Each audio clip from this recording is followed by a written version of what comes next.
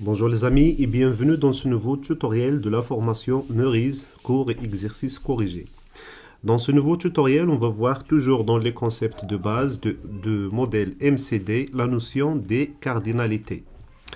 Alors, les cardinalités servent à quoi? Les cardinalités précisent, donc je souligne précise, la participation d'une entité à une relation. Alors, pour mieux comprendre la notion de cardinalité, je vous ai préparé ce MCD qui contient 3 entités et 2 associations. Donc, la première entité, c'est l'entité client. Elle possède comme attribut numéro de client, nom, adresse. Je souligne numéro de client, c'est la clé primaire, c'est l'identifiant de l'entité. Donc, un client peut commander, c'est l'association des commandes. Donc, numéro de commande, c'est toujours l'identifiant. Voilà, de l'entité commande, date de commande, et on pourrait avoir d'autres attributs pareils ici pour l'entité client. Et une commande peut contenir des articles.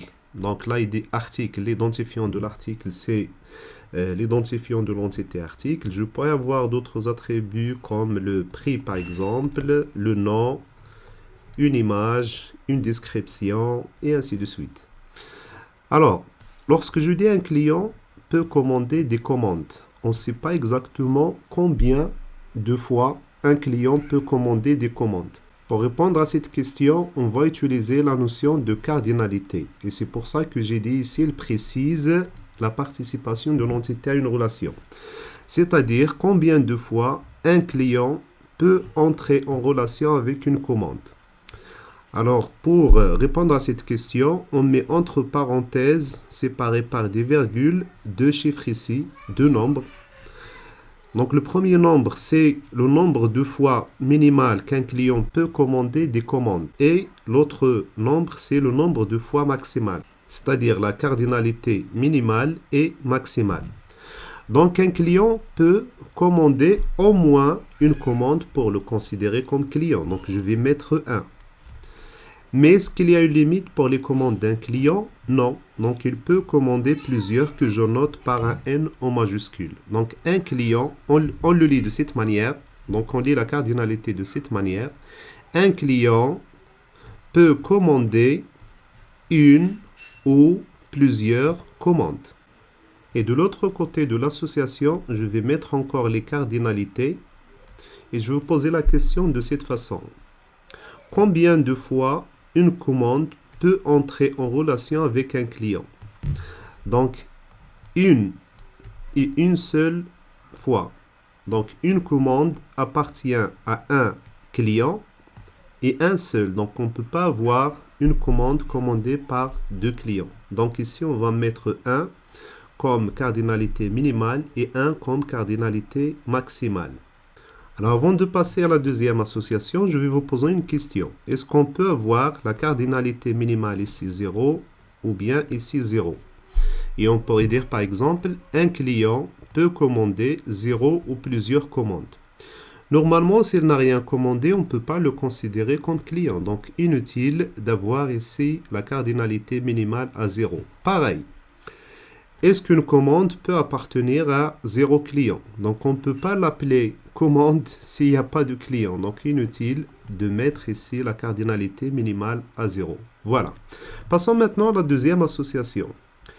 Dans une commande, on peut avoir un ou plusieurs articles. Donc, un N. Pareil, on ne peut pas avoir ici la valeur 0.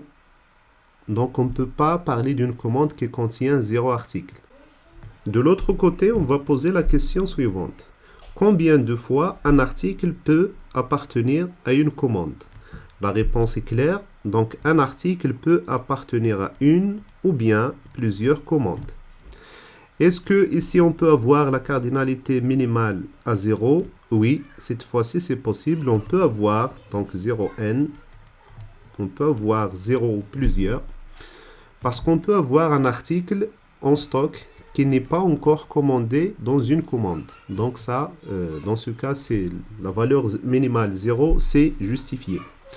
Alors voilà, ceci dit, est expliqué. Passons maintenant au logiciel Analyse SI pour mettre ça en pratique et voir comment définir les cardinalités au niveau de ce logiciel.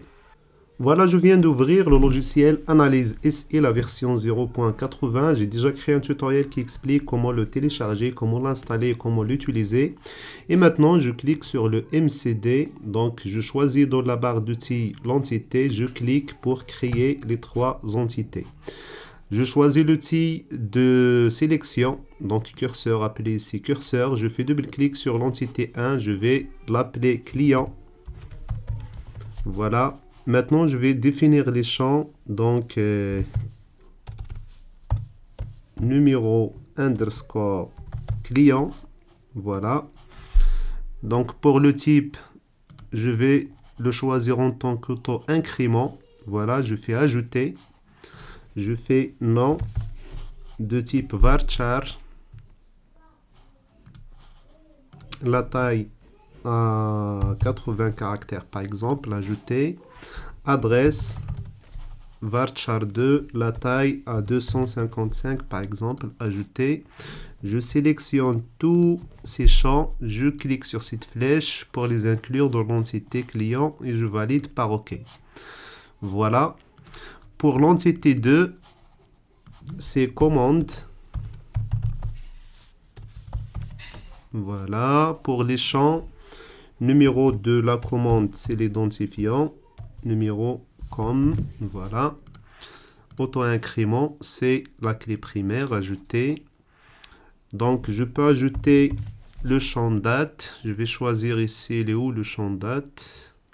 Donc, ces types, ça sert uniquement si on veut générer le SQL équivalent dans un SGBD. J'ai déjà expliqué tout ça dans le tutoriel précédent. Donc, de type date. Voilà, je valide par ajouter, je sélectionne Shift, les deux, je les fais glisser vers la partie droite et je valide par OK. Pareil pour l'entité 3, donc ça c'est article. Pour les champs ID article,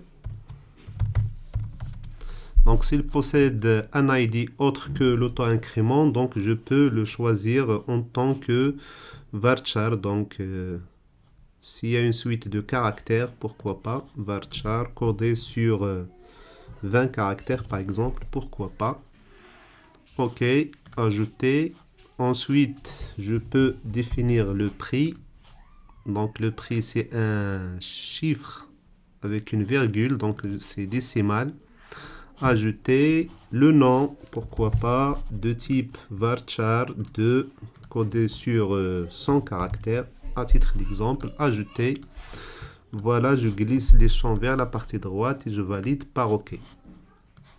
Voilà, j'ai mes trois entités. Maintenant, je vais insérer les associations. Je clique sur l'icône correspondante et je dessine deux associations. Attention à choisir l'outil flèche noire, donc c'est le curseur.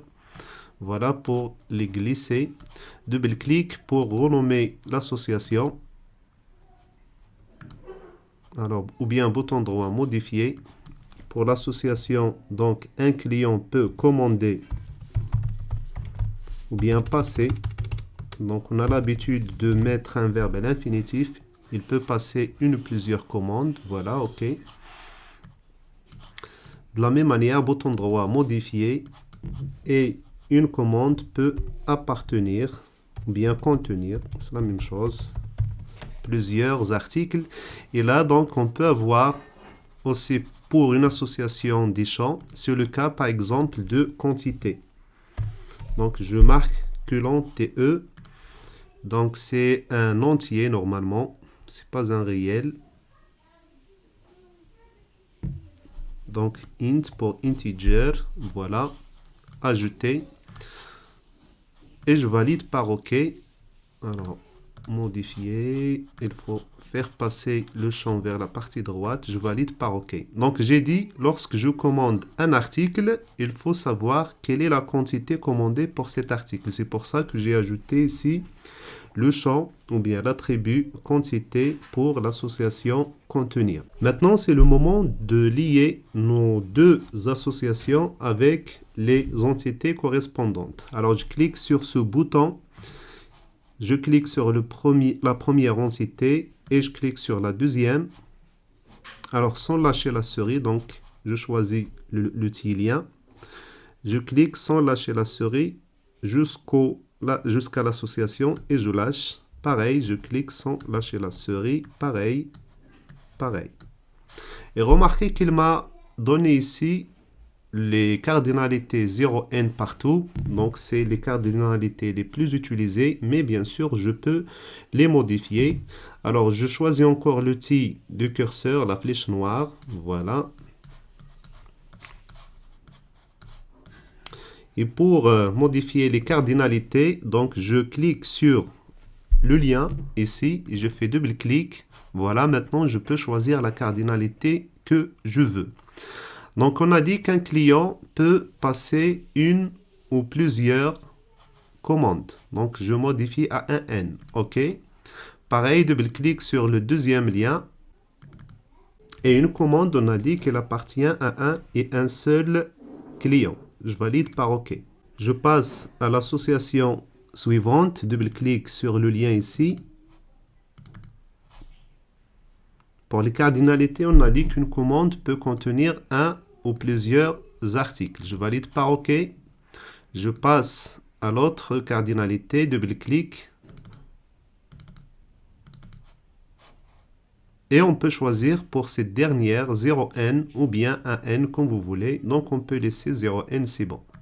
Voilà, c'est tout pour ce tutoriel. On a vu la notion de cardinalité et comment les définir au niveau du logiciel Analyse SI. Je vous donne rendez-vous dans un prochain tutoriel.